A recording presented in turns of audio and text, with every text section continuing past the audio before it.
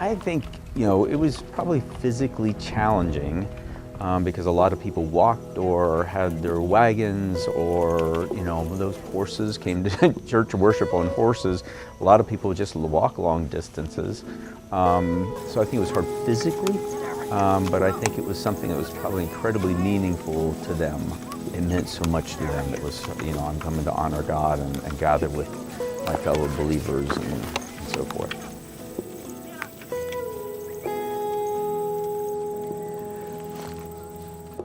I think they would have come to church, obviously because of the relationship with God. Most of them probably grew up in very spiritual homes. There was a strong, for many of those, identity with like the Lutheran Church or the Methodist or whatever denomination that they were part of. But there also, like I said, I think there was a lot about the community as well. And that is a very biblical sense, that it's the people of God together. It's not just, okay, me and Jesus here. It is us when we come together to worship and to serve and to honor. Jacob's Church, what we consider to be the mother church of this church, which was on Miller's Church Road. And if you know the area, you'll know that that is actually in Maryland, probably about a mile south of the Mason-Dixon line. You can go see the site of that original church, but the church is no longer there. That has been torn down. That served as a Lutheran church until what was built was called the Union Church. The Union Church was actually a church of Lutherans, Presbyterians, and Brethren, and that church was built where the current Brethren Church is located.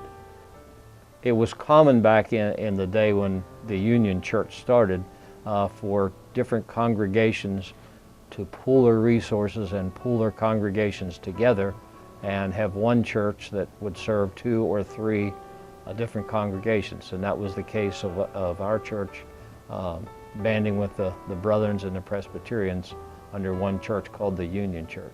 The first recorded communion was in 1818, but obviously if we had a communion at that time, the church was probably organized before that, and we don't know exactly for sure, but we think it was around 1800. The first church was also used by cattle, horses, and sheep, except when it came time to worship. Then they had to run off the animals and clean the church. There was no heat, so in the winter you brought your own heated rock. And after that, then they put cast iron stoves that they fed with wood. Now that was okay if you were, let's say, not close, because if you were close you were going to be broiled, and if you're at the other end of the pew you're going to freeze. So somewhere halfway down the pew was probably a good place to be. The town of Waynesboro was growing very quickly.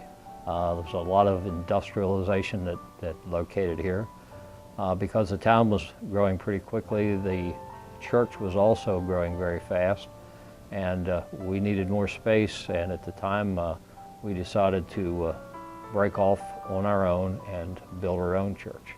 The first church where ELC is today was finished in 1869, and it cost $11,000. It was a 2-story brick structure, similar to a lot of churches that are built around the area, which was 2-story with the bell tower in front. And that was the church that was used up until very, very late in the 1800s, when the church got to the point where it had 500 members, and actually 400 people went to Sunday school. So we kind of outgrew that church, and a new church was started and completed on this site in 1904. The present church was dedicated in 1905, and the money that was raised to build the church was a little over $32,000. Looked to me as though there was about 25, 30 men that helped build the church, and they were sitting on blocks from the church that they helped build the church with. My grandfather was a stonemason that he helped build the church here in 1904. He would have been 55 years old at the time because he was born in 1859. And I'm pretty proud of that. I was only 2 years old at the time when he passed away. The family told me about that I used to untie his shoestrings when he'd tell me, say, "Our governor's boy, don't do that." Had to laugh. I don't remember him other than that than just seeing pictures of him. You know, the church has made so many different remodel of the outside as well as the inside. We're looking at the parsonage, which no longer exists, but is now the new part of the Welcome Center. Pastor Ritz lived here in this parsonage, and when we would come into like confirmation class or have some classes, he had a little room back here. There was an entrance back here where the kitchen was and a hallway, and that's where we had our confirmation classes. So there's been a lot of changes. I'm so glad that they left this original entrance here when they put the Welcome Center in. It's now inside the Welcome Center, and it's just has a lot of history. That was the good old days. The choir was in a loft above you in the front with the choir and the organist, and the bells all were in the front. That was a long time ago. That was in the 30s and 1930s, I'd say. Coming up Church Street. Model T and all. That was a long time ago. Sunday school auditorium, before they made the renovations, I think it was in the early 70s. They had a platform or a stage. It was about 5 feet high, and the stained glass windows that we now have at the fireplace in the welcoming center, above and below on the balcony, was like a horseshoe. It was terraced, and you could look up to the ceiling. There was windows, glass windows in the ceiling that the sun could shine through. My first name is Harold, last name Gardenhour, Gardenhour. I was born on June the 5th, 1919. Well, the activity that stands out mostly is the church used to have nice feeds in the lower section of it. And I remember my mother worked in the kitchen with the rest of the members of the church that served to get the food ready and all of that. That's something that stands out. I played the cornet in the Sunday school for years on stage with Eddie Schumann, the violinist, was there, and then Harry Schatz was on cello, and there were some other young ones there. I can't come up with them right now, the names. I was in the section of the church where I would go up to the upper balcony where Mrs. Ritz would teach the young men, called a young men's Bible class or whatever, I suppose. Carrie Hicks was, he's a nice man, I'll tell you. He played the piano down for the Whetstone class. At that time, Mr. Whetstone was the organizer of the men who come to Sunday school and call it the men's Bible class under his direction, and they had their own service down in the lower level. That's where the Whetstone class was. Brother, Dad, listen to this one. Copeland electric refrigeration prices, $195 and up. Electrical wiring, fixture appliances, radio, Aramand and Crosley, A.J. Gardenhour, Arcade Building. The phone number's 178J. And that's my brother. Yeah. Yeah. Yeah, that's his brother. Yeah, sure. They call him. I remember the refrigerator. Dad bought the first electric refrigerator in Waynesboro.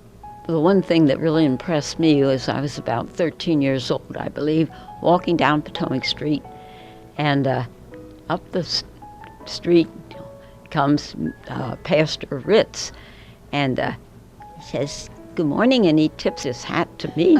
It made me feel like I was really grown up. Not quite yet, though. Mrs. Ritz, she had a Sunday school class once, and she started giving a talk against smoking and particularly women, how foul it was, you know, and how any man would want to kiss a woman that had tobacco breath. And she had, all the women were crying. And I think quite a few might have stopped smoking right then and there. At least not around Mrs. Ritz. I loved the window where Jesus had the children in his lap, blessing the children. You know, when he suffered the children to come unto them, I thought, well, we must be hurting him, because that's what suffering meant to me. But still, I thought, well, he looks like he likes us anyway. I joined the Scout Pack when I was, just about 6 or 8 years old as a Cub Scout. Harold and Darlene Smith were my Scout master and Scout mom, and I was in the troop as a Cub Scout and then later as a Boy Scout. We had a very fine time. We took a trip one time. We walked to our Scout camp one summer at Senequippy. It was 50 miles.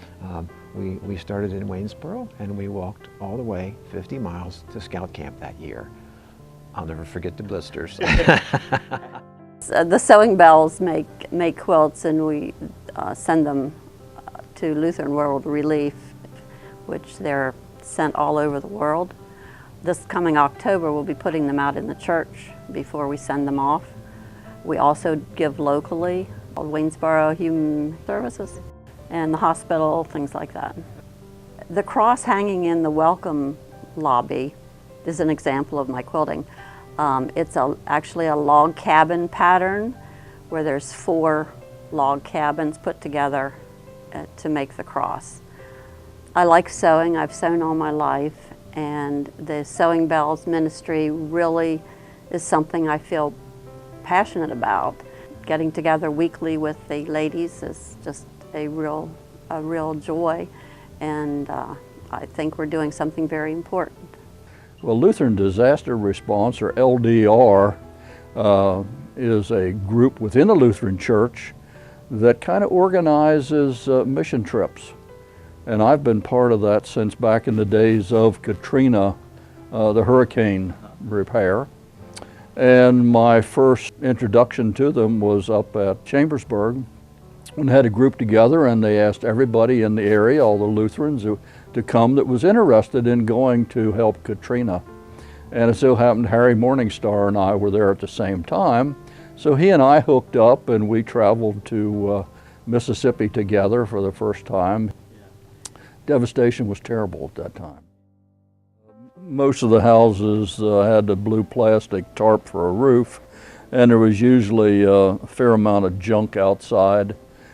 Usually when we got there, since Harry and I were doing a lot of finish carpentry work, somebody had already done the mucking out the mud and doing some of the major part of the cleanup.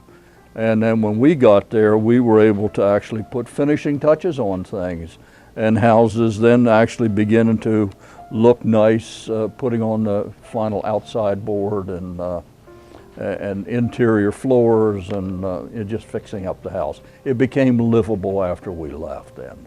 And it's actually an opportunity for everyone to be able to do that. I think that's really great that we're teaching the kids to do this. That's the reason I'm a great supporter of this REACH program. I think that's wonderful.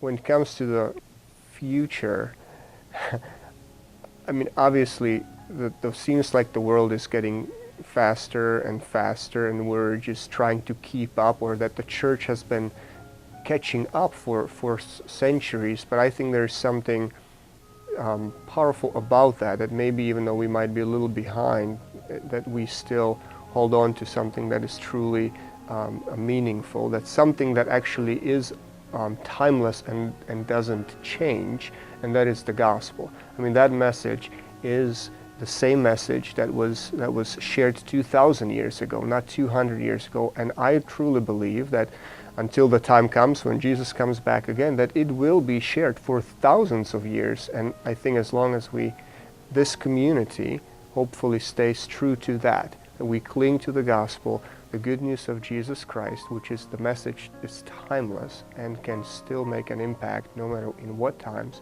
that this church will have a bright future. And hope, so that is my hope for hopefully the next 200 years. It'll be a gospel-centered church that is about relationships and growing in faith, and the future will be bright.